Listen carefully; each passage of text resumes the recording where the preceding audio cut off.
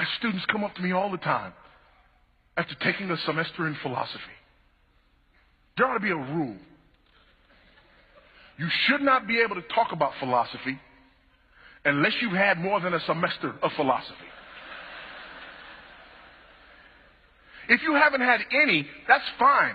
Talk away. But if you've had a semester, you are messed up. You'd be better off just not taking it at all. And they'll come up and they'll say things to me, and they've thought these things out.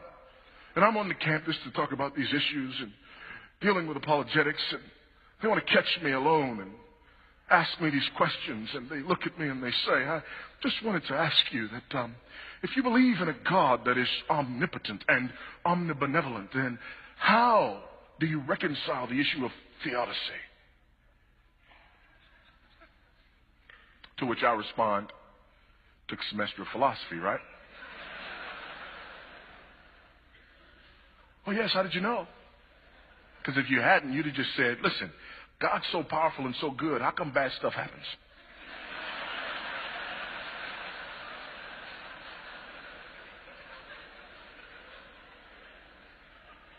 I will answer your question when you ask it properly. How do I ask it properly? Here's how you ask that question properly. You look me in my eyes and you ask me this. How on earth can a holy and righteous God know what I did and thought and said on yesterday and not kill me in my sleep last night? You ask it that way and we can talk. But until you ask the question that way, you don't understand the issue.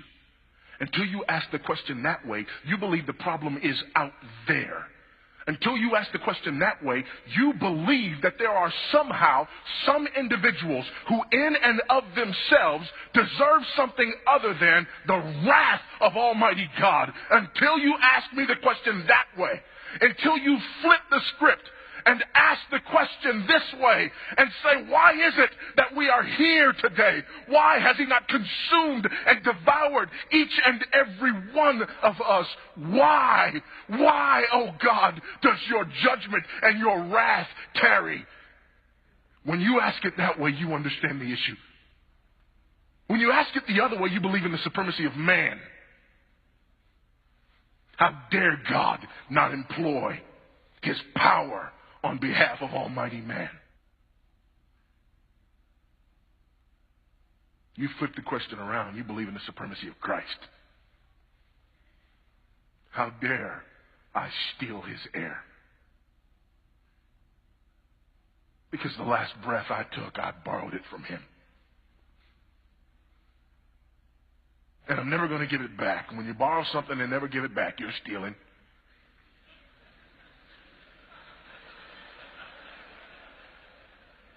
Some of you need to take a moment and get right now.